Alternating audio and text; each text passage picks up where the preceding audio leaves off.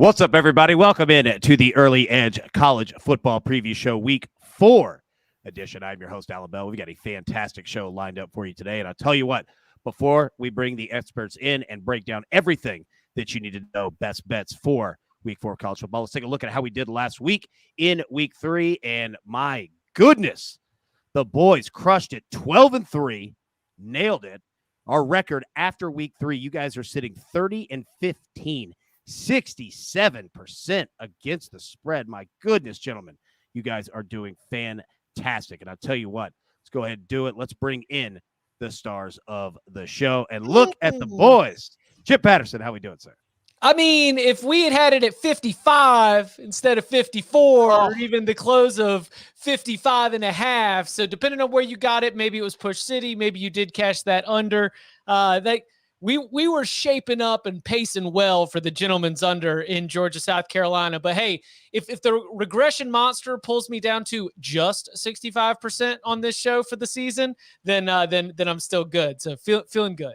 There we go, as you should. And you know what? Like it's funny. You know what Chip is talking about is the Georgia, South Carolina game. And on this show on Wednesday, we had the under of 54. Later on the week, Chip played it again under 55. Score ends up right at 55. And South Carolina, what did they score that last touchdown with? Like 50 seconds left in the game? Yeah, I think a minute 13, but it was frustrating to say. Oh, it was. I'm telling you, on Saturday, I was at my house and I was watching it and I was like, Beamer, don't do it. Beamer, don't do it. And he did it. And I was like, so it hurt the 54, but you got the push on the 55. So much for the gentleman's under there. I mean, oh yeah. And so I also people started coming out of the woodwork. So, I started talking loud, started using a megaphone for my jokes. I've heard contrary reports to how warm and chummy the relations are between Kirby and Shane. And after the way that game went down, I think some Christmas card lists were edited on both sides. Yeah, they were throwing late in that game. Georgia was still throwing late with Carson Beck in there. I'm not sure about that relationship there. Dude, I didn't expect that at all. And obviously, Jacob Fettner, welcome in. Now, let me say this real quick. Last week was your first week on the show. And let me just go ahead.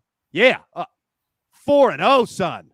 Well done. Well done. So glad. Yeah. Oh, absolutely, man. You crushed it. So congratulations on that. Welcome back in. How we doing, sir? We're good. Hopefully expectations aren't too high now after the 4-0 start, but I'm feeling good. Well, I mean, you only have to go undefeated every week for the rest of the show. Other than that, I mean, have fun with it, right? No, man, you did a good job and look forward. So glad that you're a new addition and a part of this show because you definitely bring a lot, not only from just your knowledge of college football in regards to the games and sports betting, but the SportsLine advanced model as well. Such a nice addition than what we have. All right, let's get into storylines that affect the betting lines for this week. And Chip, I'm coming over to you first. All right, hot seat plays. All right, are we circling the wagons or is this a funeral march? What do we got, buddy?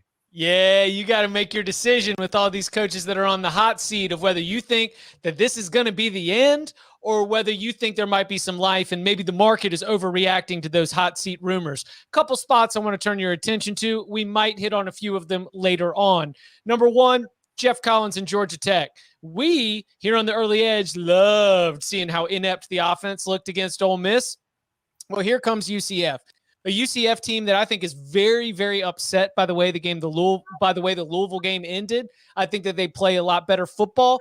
20.5 is a big number, but if you think this Georgia Tech team is checked out on Jeff Collins, you've got it under a key number and you've got an opportunity. Auburn at Missouri. I mean, after that embarrassing loss to Penn State where Auburn's offense was not even competitive, now we lose TJ Finley, and then here comes the alpha nerd, Eli Drinkwitz. And speaking of gentlemen's under and when the relationship isn't so friendly, I don't know if I can speak on it personally, but Drinkwitz v. Harsin, I'm just going to say they look like they're cut from different cloth. So can the alpha nerd end the Brian Harsin era at Auburn? So looking at Louisville as well, as Scott Satterfield finds himself only as a 14.5-point favorite against USF. The Bulls obviously were frisky against Florida just last week.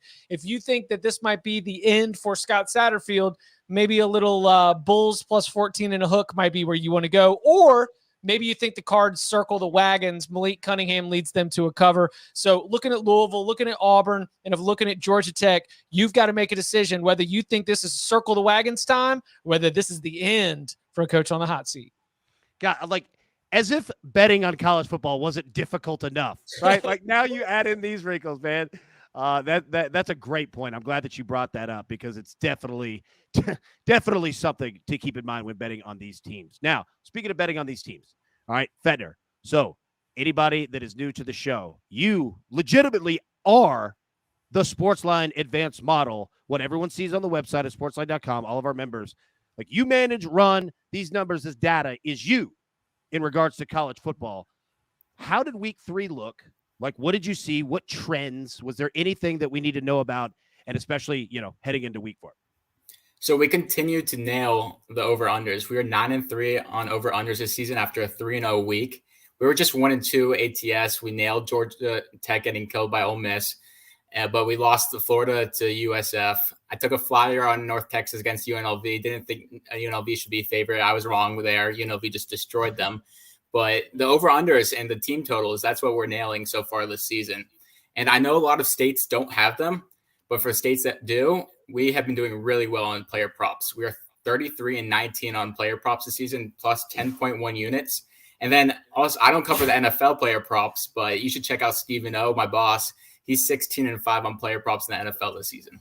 Yeah, Stephen O is fantastic, man. And, when you speak of player props, for anybody that's brand new, that's never dove into player props whatsoever, you're speaking of, quarterback, yards thrown, interceptions, wide receivers, yard, like things like that. Like what all are you looking at when you talk? Props? So mostly each game you'll have around the quarterbacks over under passing total, then their player props for their touchdown totals.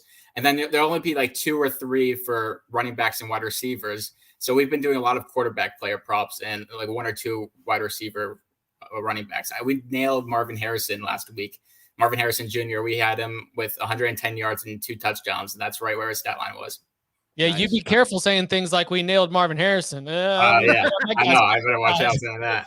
Dude, I tell you what, I'm not approaching him at a car wash. I can assure you on that one. My man is bona fide. All right, let's get into our best bets for the week and how this show operates. We're going to go through all of the best bets that both Chip and Jake have here. And then we're going to get into our big 6 games of the week. And Micah Roberts, Tom Fornelli, not with us this week, but we do have picks for those guys as well. And one quick shout out real quick before we get into it. Our man, your tag team partner, Chip, in Tom Fornelli, has been making people boatloads of money on Kansas. Like, you guys have nailed these, like, narratives during the week, and riding Kansas has been phenomenal. So I'm going to give you the floor here just a second to praise on your boy, and also you guys have been crushing on that aspect. Yeah, I mean, the Kansas boat is so full that I'm worried we might start taking on water. Now, Duke might not be where it happens. The Blue Devils coming in with a lot of confidence 3-0 themselves, but at some point we might need to, we might need to grab one of the early lifeboats as well. So we'll see what happens. But yeah, this is about Lance Leipold. This is why we made money on him at Buffalo. This is why we made money on him for year 1 at Kansas, especially later in the season when the spreads were large and the team was getting better. The team that lost to Duke last year is so different than the one that's playing right now. They've just come so far since the beginning of 2021. The number will catch up eventually, but we still might have some opportunities here. Yeah, that's a great point. Like, the number will catch up, right? Like, there will be a point to where you go the other way. When that happens, who knows? Like, we're going to have to keep watching each week, like, but it will happen. But yeah, our model, talking about the model, it's having a hard time adjusting to Kansas. I keep adjusting them every week. I keep adjusting them. So we're having a lot of value on their over/under and their on their overplays, and they went 5-1 on over/unders last year. But I mean, we have value on Duke here. And I don't like that. I keep adjusting Kansas, and the model doesn't love them. Yeah, that's the thing is I think they've just been so bad for so long that just like the model is going to take a little bit until it's able to catch up. The model in the computer, like in the server room, is like smoking right now. Like, it has no idea. And you got like bot Tom Fornelli in there, like messing with it. Like, I love it, man. And he's like holding the plug and like grabbing the camera like an airplane. I wish we had that graphic. All right, real quick. I promise we're getting our best bets. Dave Campbell in the chat has a question, Fender, for you.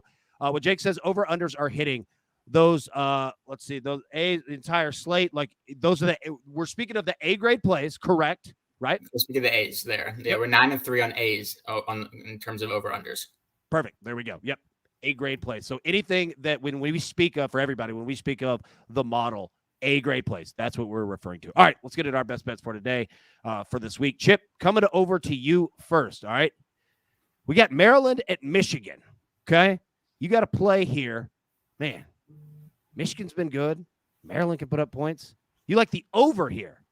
All right. Over of 65.5. Break it down, man. Yeah, I jump on this right now, and I've got I've got some friends that make fun of me for being like an anti-CLV guy. You know, like I'm so committed to a play. It's don't give me the best number on the board. Give me the worst number on the board. That's how confident I am in this take right now. Opened at 62.5. Now at 65.5. We've crossed over, 63. We've crossed over 65. I would snap it up right now. Couple layers to this. Number one, Michigan home overs. It's smashed throughout the Jim Harbaugh era. The offense cooks, defense gives up an early touchdown or two. Michigan home overs has been statistically a very, very smart play. Number two, as you mentioned, Maryland has elite wide receivers. One of the best wide receiver rooms in the entire country. And I think that they will be able to get us the 14 to 20 points needed. And then on the other side of this, I mean, Maryland's defense is already, they'll be getting a little bit healthier on the back end of the defense right now, but I still think it is a group that Michigan's absolutely going to tear up. I see us being able to hit 70, so I will confidently say go ahead and smash this over, even though we've already lost about 3 points of value off the open. There we go. All right, Fetner, coming over to you. Okay, so your first play, your first official here, we've got Iowa hosting Rutgers. Okay, you've got the Rutgers first half team total under 6.5 points. This is the Tom Fornelli play for sure. All right, break it down, man. What do you say? Yeah, this is definitely a Tom Fornelli play. So against Temple and Boston College, Rutgers has combined for just 2 first-half touchdowns, and only one of them was offensive. They scored on a pick 6 off Kurt Warner's son last week. In 3 games so far this season, Iowa has allowed 6 points total in the first half. Rutgers quarterback Noah Vedral is still questionable with his injury. Their backups, Evan Simon and Gavin Wimsatt, have done nothing so far that leads me to believe they could score a touchdown against this Iowa defense. As bad as Iowa's offense has been, their defense is on another level. I don't think Rutgers scores a touchdown, and I don't think they're getting 3 field goals in the first half. Buddy, let me say this. As someone who bet Rutgers last week, because my operation of fade Temple every single week, my God, that was the only touchdown they scored was a pick 6. Mm-hmm. So if they're not scoring against Temple, which apologies to anyone in the greater Philadelphia area, Temple alums, fans, Temple's a bad football team. So, yeah, I like this play a lot. All right, Chip, throwing it back to you, man. All right, so we've got TCU at SMU. TCU, a 2-point favorite. You like TCU here? Yeah, I mean, super fun game. Not only the rivalry for the Iron Skillet, but Sonny Dykes, the TCU head coach, was just the head coach at SMU, and the new SMU coach, Rhett Lashley, was also Sonny Dykes' offensive coordinator. The familiarity here is through the roof. It should make for what's a very competitive game, but to me, there is a huge difference in the skill level at quarterback, at wide receiver for TCU going up against SMU. So I think it's going to be a shootout. I just think that there's nobody on the field who is better at wide receiver than Quentin Johnston. If you don't know the Horned Frogs' big play threat, you're going to know him because he's going to rip your heart out when you're betting on Oklahoma and Texas later in the season. This is a spot where I feel like TCU wins the game, so I get it at a short number. I feel comfortable laying it. There we go. All right. Feder, coming back over to you. All right. We got Tulsa at Ole Miss. All right. First off, Ole Miss is playing the weirdest schedule I've ever seen. Like, they were just at Georgia Tech last week. Like, everyone else in the SEC is, like, digging in already on conference games this week. They're just playing whoever. But we got Tulsa at Ole Miss. You're rolling with Tulsa team total under 21.5. Break it down.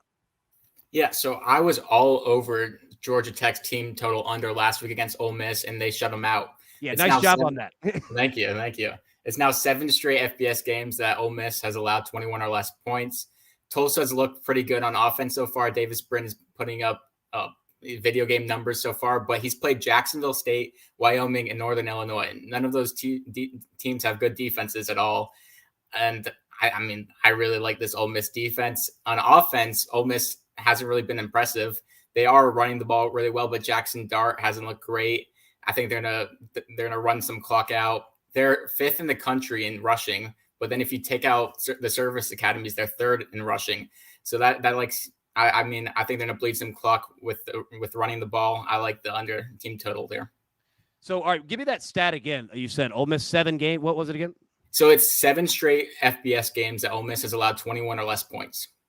That's a good nugget right there. Yeah. And so I'm going to keep riding it until it doesn't hit. Oh, yeah, dude. As someone who subscribes and anybody that watches the Early Edge, consistently, I rode the Arizona Diamondbacks team totals over 2.5, I swear, for 3 weeks in a row because they just kept doing it, right? And nobody was paying attention to them. It's like, I'm going to keep doing it until they tell me not to.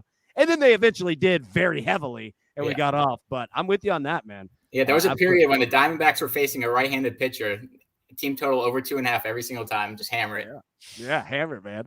All right, Chip, coming back at you, man. All right, a good, fun game that really nobody's paying attention to. Speaking of that, we've got Notre Dame at North Carolina. North Carolina, a 1.5-point favorite, and you're rolling with the Tar Heels here. What do you think? I think that North Carolina needs 28 to win.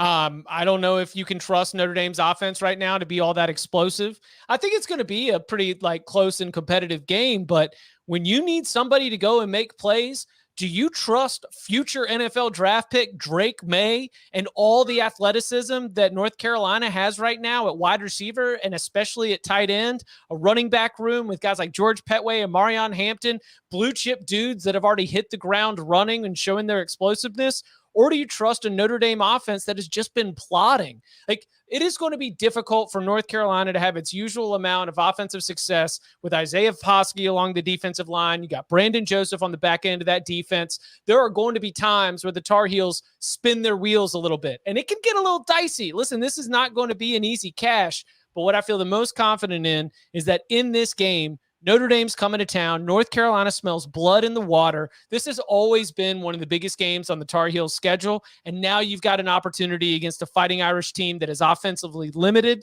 It is bad on bad with Notre Dame's offense against North Carolina's defense, and good on good in North Carolina's offense against Notre Dame's defense. But ultimately, when you've got that pro-level talent at quarterback like Drake May, I'm going to trust you to be able to go win that close game. Yep, and especially with Notre Dame on the road. I mean, they're reeling, right? After all of the excitement and everything this offseason and week one, the beginning against Ohio State, it has gone downhill quickly, right? I like it on that one. All right, Fetner, coming to you, your last official play right here. We've got USC at Oregon State. USC is a 6.5-point favorite. You are rolling. Lincoln Riley is here. You like USC minus 6.5. What do you think? Yeah, so for this one, I wanted to give out one computer model pick. This is an A pick according to our model for all you SportsLine subscribers. We have USC winning by 18 this game. I'm a little concerned betting against by 18.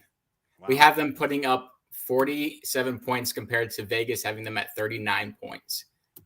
So, nice. And then I'm a little concerned betting against Oregon State at home. They've been really good at home. They're 5-1 ATS and straight up last season. But they haven't faced many teams as talented as USC. USC is Oklahoma West. They have that whole Oklahoma team from last year. They're putting up ridiculous numbers. Until USC starts to slow down, I'm going to keep riding them. Yeah, I feel you. And Corvallis can be a weird place to play. But, dude, 18. You're finding 12 points of value essentially right there. Nice find. Nice play on that. All right, Chip, coming back to you. We've got Georgia Tech at UCF. You got UCF minus 20.5. Break that one down, man. Who trusts Jeff Collins and Georgia Tech right now? Who would saddle up, especially when you're under the key number of 21 and think, you know what, this Georgia Tech team that put up a goose egg against Ole Miss, I think that they're going to find new motivation in Orlando. No, I'm telling you, this UCF team and its coaching staff, they know how close they were to being undefeated at this point in the year. They know that they were not happy with the play calling. They were not happy with the execution. The way that UCF handed over that game to Louisville, I think that it was a wake-up call to the Knights. They have adjusted their offense. They cooked FAU last week. John Rice Plumlee is rolling in that Gus Malzahn offense. And I think that Georgia Tech is just going to be incredibly inept, and that the performance here might be the end for Jeff Collins. We're already starting to hear chatters like it might go down last Sunday. And if that's the case, it is really tough for a coaching staff and for a locker room to really find that fire when you're out on the road. So I expect UCF to win this game. And in needing to continue to generate some positivity, Gus Malzahn's not going to be afraid to run it up. No, and especially, after, recent performances where, kind of we thought UCF would play better than they have. Mm-hmm. Like, this is a great spot for them to get right against a team like that's a perfect situation formula right there. Also, anyone that is watching that works for the Orlando Tourism Board, all right, I found new motivation in Orlando. That needs to be on every T-shirt, hat, truck stop, you name it, like billboard material. Again, dude, Chip Patterson comes through every week with T-shirt material right there. So well done. And Chip, we're going to stay with you. Last official play of these slates, and we've got our Big Six games coming in a minute with more official plays. But we've got Kansas State at Oklahoma. All right, Oklahoma's a 13-point favorite. You like Kansas State plus 13? Break that one down. Because, look, college football's dumb. Hey, throw that on a T-shirt. Why? Because college football is dumb. Because, of course, Kansas State, the team that lost to Tulane, that looked like it was just lifeless in that loss to the Green Wave. Of course, the week after that, you would bounce right back and be able to go give Oklahoma an upset scare. This Oklahoma-Kansas State game, especially the ones that are played here, always present a little bit of an opportunity for an upset. So I'm dialed in on Kansas State being able to play some ball control, which is going to keep Dylan Gabriel and that Oklahoma offense out of rhythm. That is always the way that Kansas State likes to play this game. Lean on the ground game. Adrian Martinez, Deuce Vaughn, Colin Klein, the offensive coordinator, knows how to put together this game plan. And so I see Kansas State being able to create a very, very tense situation in Norman, Oklahoma. This game is probably more of like a 7 to 10 point game. 13's too many daggum points. That's too many daggum points. I'll tell you what, I do kind of want to see like a little chaos, for Venables in Oklahoma. Like, I not saying I'm pulling against any of it. Like, I just want to see what that looks like, right? Because they seemingly a pretty good football team, but, you're spot on in regards to Kansas State. And might be the first time where, like, they kind of all dealt with that together, right? Like, how do you operate through it? I mean, think about this. Like, Kansas State thumped Missouri 40-12. Then they turned right around and lost at home to Tulane. Doesn't it just seem like they would just be a chaos team and bounce back and all of a sudden make things really tense in that 8:00 p.m. Eastern time Fox game? I mean, you're not turning on that game and seeing first-year coach Brent Venables not sweat a little, right? I mean, we're going to see Brent sweat just a little bit on Saturday night. I'm down with that. I do. I want to see it, man, for sure. All right, let's get into the Big Six games that we have for this week. But before we do, let's take a quick break and hear from one of our partners. And we are back. All right, so our first game, and Chip, I'm going to let you go first because you have an official play on this one. All right, we've got 5th-ranked Clemson, all right, at 21st-ranked Wake Forest. Clemson, a 7-point favorite. We've got a total of 55.5. Chip, officially you are on Clemson -7. Break it down. Yeah, this is a very, very lopsided series. We're talking about the last two teams to win the ACC Atlantic Division. We're talking Dave Clawson having Wake Forest, playing at a level that we have not seen. The consistency is amazing.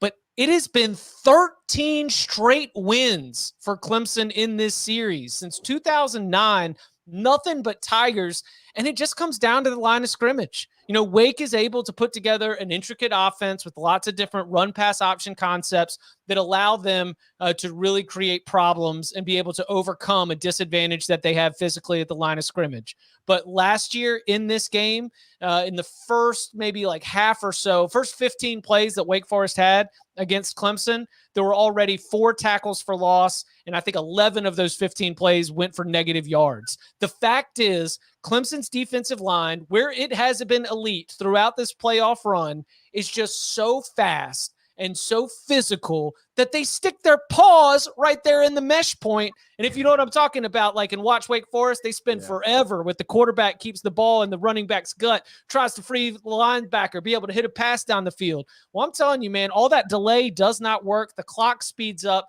The game is over right after the snap because of Clemson's advantage in the defensive line. So I'm catching this at a touchdown. I know that Clemson's offense still has a ways to go, but look, this game goes Clemson's way every single year.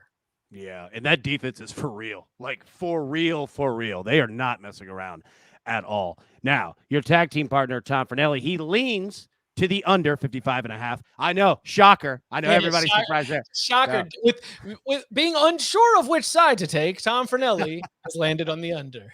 I love it. Now, Fettner, going over to you.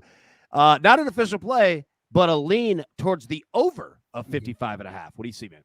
Yeah, so this is another model pick. We have 13 points of value on the over here. We have the over totaling 68 points. We have Wake putting up 29 compared to Vegas, having them at 24. We have Clemson putting up 39 compared to 31, according to Vegas.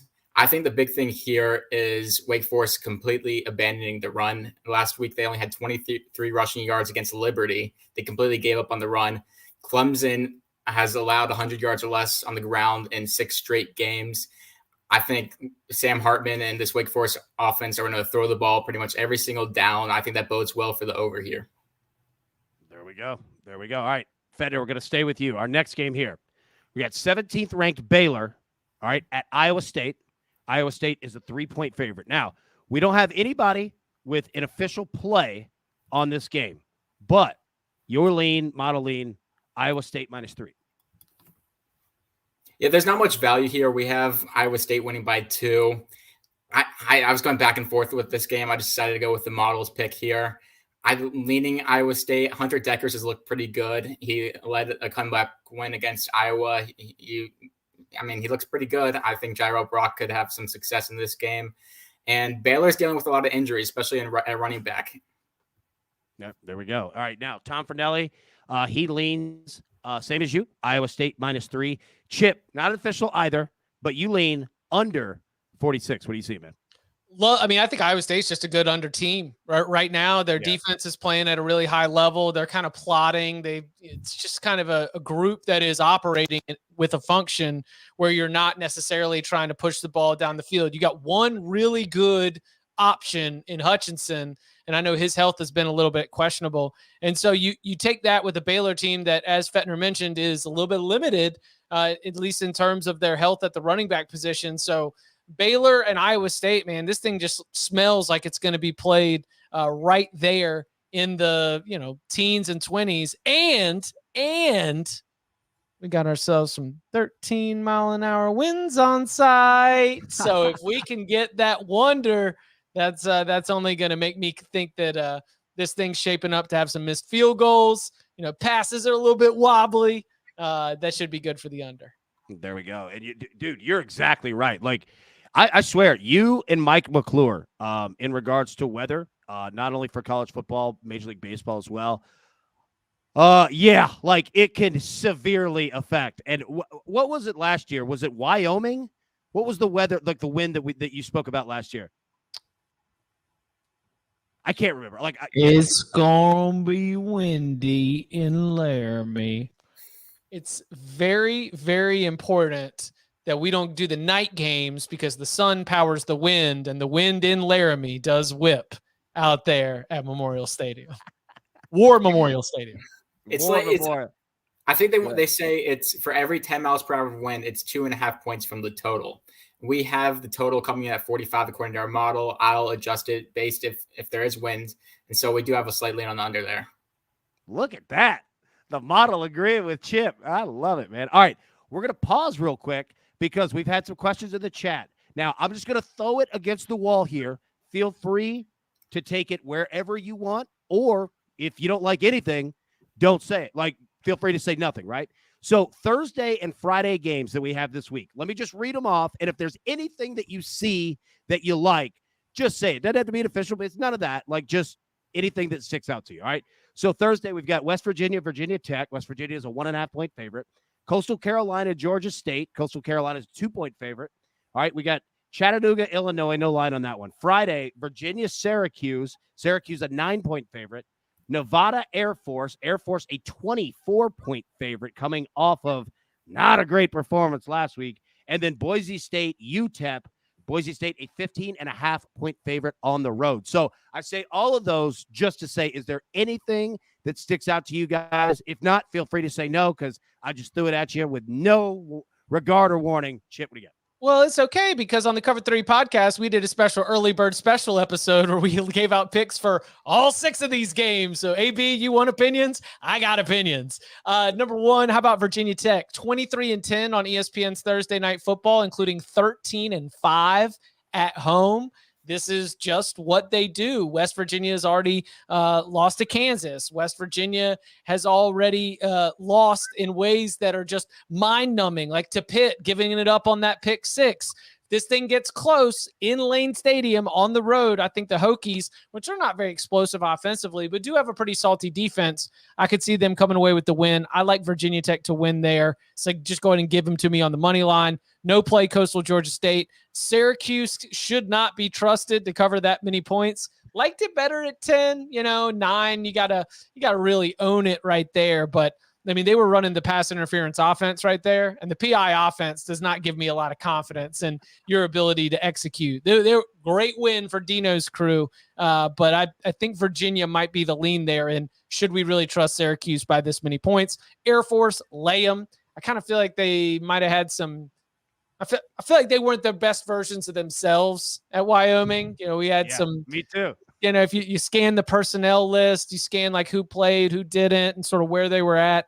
I think they'll be back with a force against Nevada. So lay them with Boise. So Boise beat New Mexico by 17. New Mexico beat UTEP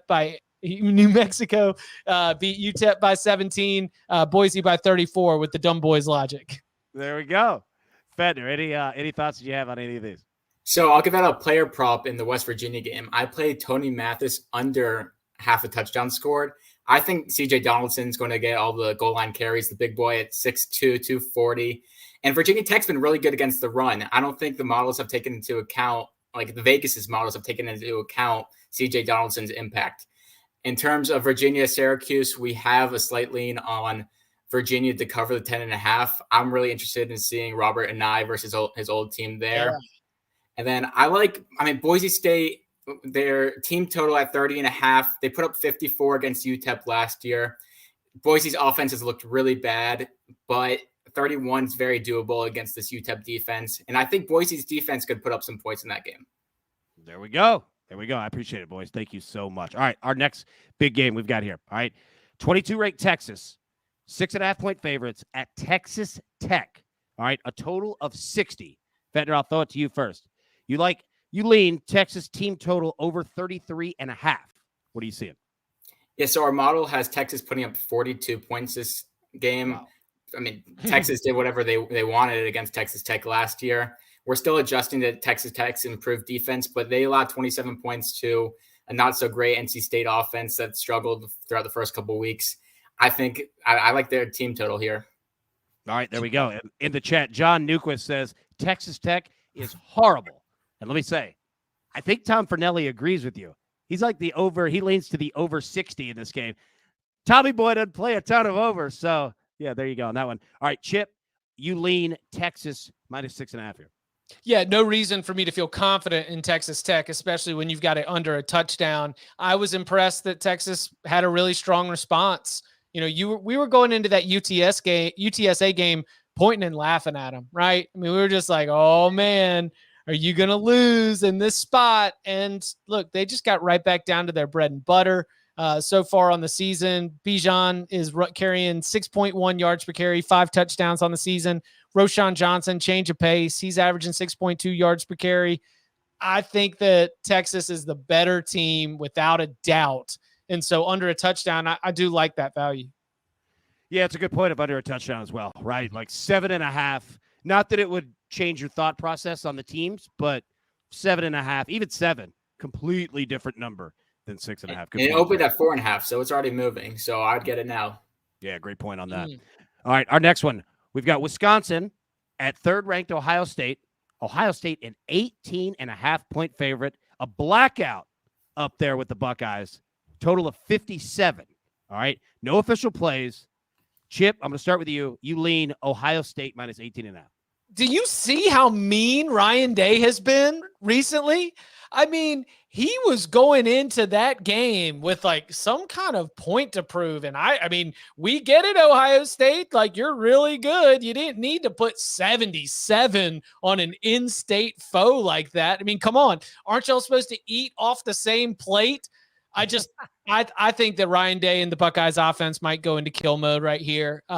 With Rutgers on the other side of this, as like that's not going to be the kind of test that you're going to have in terms of really making your offense elevate its level. Wisconsin is that kind of team. I think you're going to get 4 quarters of aggressiveness, and this is going to be a spot where Ryan Day understands that later in the year, when you are at Penn State, when you've got to play that Iowa defense, when you've got Michigan at the end of the season, there's only but so many games where Ohio State's offense is really going to be tested. And I think this is one of them. And I think that instead of thinking that they buckle up, I think they just flex and get even stronger. There we go. Ohio State likes to flex. Like, they have no problem doing that, especially at the wide receiver position. Now, your tag team partner, Tom Fornelli, he leans Ohio State with the points as well. Feder, you're not actually, you're kind of agreeing in a way here. Wisconsin team total under 19.5. So this is a game where I like Ohio State minus 18.5. Our model doesn't. We like Wisconsin to cover. We have them losing by 12, but I just don't trust Graham Mertz against this Ohio State defense. They're much better. I think they're going to load up the box and say, throw the ball. They're going to try to shut down Braylon Allen. He'll still get some yards because he'll get 30 carries this game, but I don't trust Graham Mertz to put up points this game. He only put up 14 against Washington State. I just don't trust him enough. There you go. You know what? Trust is important, man. We don't need to have 17 here. Yeah, I was going to say, we don't need to have Drake trust issues out here, right? Like, trust in your bets. All right, 2 final games here. All right, 10th ranked Arkansas. I couldn't read my own writing here. Arkansas at Texas A&M. A&M's ranked 23rd. A&M a 2-point favorite here. All right, a total of 48.5. Chip, you have an official play on this game. So you let it rip. Arkansas +2, man. Oh, Woo Pig Suey. This is a great spot for Arkansas because Arkansas does have a flaw right now. Arkansas has a weakness. It is in the pass defense. It's on the back end where they've already, lost one key defensive back for the entire season with an injury. They've been a little bit banged up. And look, we saw Spencer Rattler try to kick down the back door, with late touchdowns in that South Carolina game. We saw Bobby Petrino in Missouri sort of dice that thing up. But you know who doesn't have a competent passing attack? Texas A&M. So good luck, Aggies. The one thing that you might be able to do to really start to create real problems for Arkansas, you're not even all that good at it. Meanwhile, Arkansas's offense is absolutely humming right now. I do think that we are going to continue to see Drew Sanders be a monster, and Arkansas's defensive front will be ready for the challenge of trying to stop this Texas A&M rushing attack.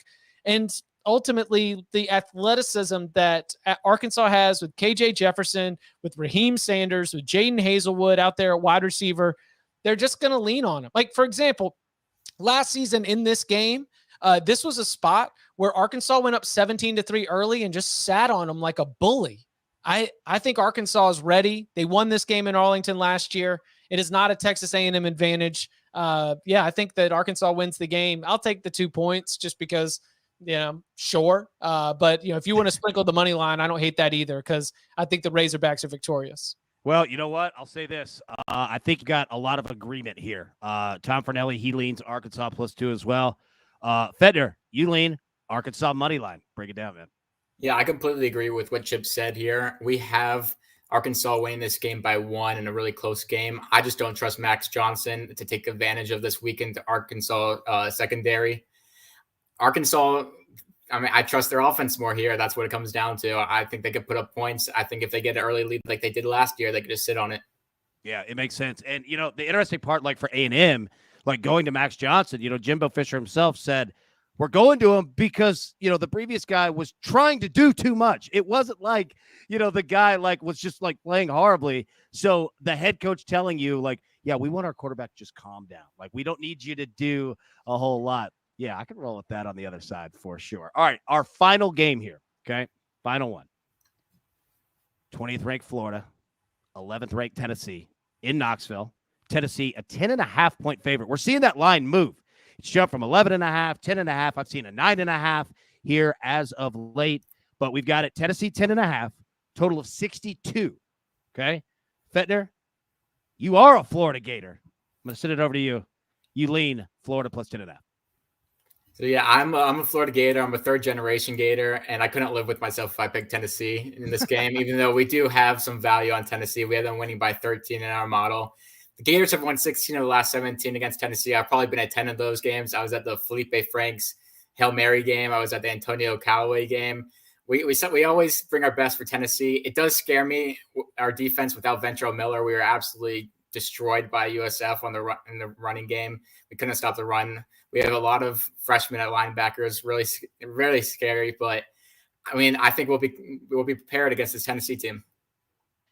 Yeah, I'll tell you this, as someone, as you two as well, like, who have watched this game for 20 years. One, don't try to make sense of the game because it'll break your brain because crazy things always happen. And they always go in Florida's manner. And I'm not saying that like it's some like referee. I'm just saying the ball just bounces Florida's way. Like, Tennessee has done everything that they've could, like, to mess these games up on their own. You see what I'm saying? Florida has just taken advantage of it over and over and over. But history doesn't always say that, right? We've got. I don't trust the Gators. I just can't bet against them. I feel you. Now, Tom Fornelli, he leans on the under 62. Chip, you lean Gators plus 10.5 as well. Go ahead. It is preposterous that 16 out of the last 17, and Alan, everything that you have mentioned here, everything that you have said on Twitter, great follow on Twitter. Everyone should be on it. Look, things just get weird in this game. The stage is so massive. Like, I have been in Neyland Stadium for the SEC on CBS Game of the Week, and there's something about the way that place is built up that does make it so iconic. But when something goes wrong, it reverberates through the whole stadium. That grumble, that frustrated that frustrated rumble that you can just feel it. It sort of like shakes all the rocks around there. And I think that Tennessee wins because Tennessee is the better team. Tennessee is a much better team. And look, a model should find about 13 to 14 points of difference between these two squads. But I've seen bad and worse Florida teams create ways to go and win this game. So at 10.5 points, I'll take the Gators, and I'll give you I'm all about vibes, as you all know, but I'll give you one X's and O's matchup specific angle to this. I do think that Florida, with its rushing attack, can just limit the possessions. Like, that was the blueprint to beat Tennessee last year, to hold them to just 14 points. And I think that what we've seen right now, in terms of being able to move the ball on the ground, it isn't even Naquan Wright all that much. Like, we are also starting to see the Louisiana transfer, Montrell Johnson. We're starting to see Travis's little brother, Trevor Etienne, flash just a little bit. I think that that's the game plan for the Gators. They just hold the ball, they run it, obviously get Richardson involved in the run game as well, and you keep Hooker from getting into a rhythm. That's the way they cover the spread. Yeah, you know what? I don't disagree with that, like, that game plan whatsoever. If Richardson is having, success early running the football, like, just keep the ball out of their hands, right? And not only, like, not from, like, we're worried, like, Tennessee's going to score, but what you said of just breaking up that offense of saying, you know what, you're not going to get in any rhythm. Like, you're going to get the ball back, but it's going to be, kind of herky-jerky. And here's the other thing. Tennessee, like, we've all seen, like, how quickly, like, the offense can score. They could also go 3 and out just as fast, and 31 seconds is all it takes, and you're getting the ball back. So, like, I agree with you. Like, the chess match in this game is going to be fantastic between Josh Heupel and Billy Napier. So I'm with you on that one. It's going to be a fun one for sure. All right, everybody, grab your paper, grab your pencil, take a look at the recap here, and it is glorious. Tom Fornelli, he is on Michigan minus 16.5, Kansas minus 7.5, Iowa, Rutgers under 34.5. Jacob Fettner is on Rutgers first half team total under 6.5, Tulsa team total under 21.5, and Southern Cal minus 6.5. Chip Patterson, Maryland, Michigan over 65.5, TCU minus 2, Clemson minus 7, North Carolina -1.5, UCF -20.5, Arkansas +2, and Kansas State +13. So, as we always do to end each show, first off, thank you, boys, so much every week because I know how busy that you guys are, and I truly mean that. Thank you so much for taking the time to hang out with me and everyone in the Early Edge crew here. But we also want to make sure that everyone is aware of all the great work that you guys are doing and have coming this week. So, Chip, I'll throw it to you first, man. What do you and Tom, what do you guys have going on here? Well, hold on. Look, can I give you just some of me too? Because obviously Tom and I will be on the Cover 3 podcast on Thursday. Absolutely, Week 4 locks, 11 a.m. Eastern time. But I'll also be back here on the Early Edge at 10 a.m. on Friday. So be sure you check out the Friday show where I've even been able to review these. I came on Friday show last week. Look, guys, I was on with AB, shameless plug for this show. And I was I gave out Texas Tech. You're catching me on Friday. I don't like it as much. And so I'm able to give you the latest after I've run all the Chipolytics to double test and triple test all these picks. So definitely watch the Early Edge Friday, 10 a.m. And then, Cover 3 podcast Thursday. So you can also get Bud Elliott, Tom Fornelli, and Danny Cannell's picks as well.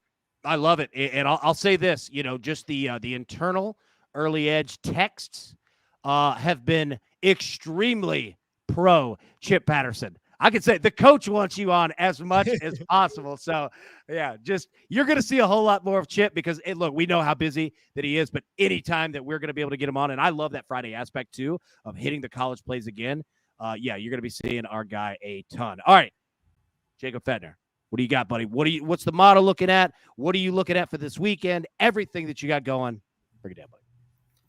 So if you want to check me out, I'm a film Wednesdays and Fridays. I do a MLB preview with John Bowman. Check that out.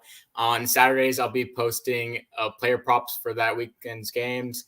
And I'll give out some more college football picks according to our model. We like a lot of games in the 12 to 16 point range. We like Louisville over South Florida. That's a big game for Scott Satterfield. We like Memphis over North Texas. We saw North Texas get absolutely destroyed by UNLV. We like Michigan against Maryland, South Alabama over La Tech, and Washington over Stanford. Those aren't A plays, but those are games with value. Yeah, nice. I love it. Yeah, please. That's a great addition to it. And I will say, Wednesdays and Fridays, the Major League Baseball show that you and John Bowman do, phenomenal. Obviously, I've been a part of a lot of them. It's great. You guys, if you haven't tuned in, they go through every single game and break down not only picks, money line, run lines, but props in terms of pitchers, hitters, you name it. And especially as Aaron Judge is going for history, that is very fun to bet on. Pay attention to these guys for sure. It's always cool to say you bet on Aaron Judge when he hit number 61. I bet on him to hit 60 yesterday. It's always cool. And there's a 61% profit boost. There we go. I love it. Look at my guy, man. He's a human computer. All right. Now, but everybody, thank you so much for tuning in. We really do appreciate it. For Chip Patterson, for Jacob Fentner, Tom Fornelli, Micah Roberts, we really do appreciate you guys tuning in, and we will see you live. The Early Edge at 5 here in about 10 minutes, but we will see you tomorrow morning, normal time, Thursday, 10 a.m. Eastern for the Early Edge. Until then, best of luck. Let's cash these tickets. We'll see you next week. Thanks.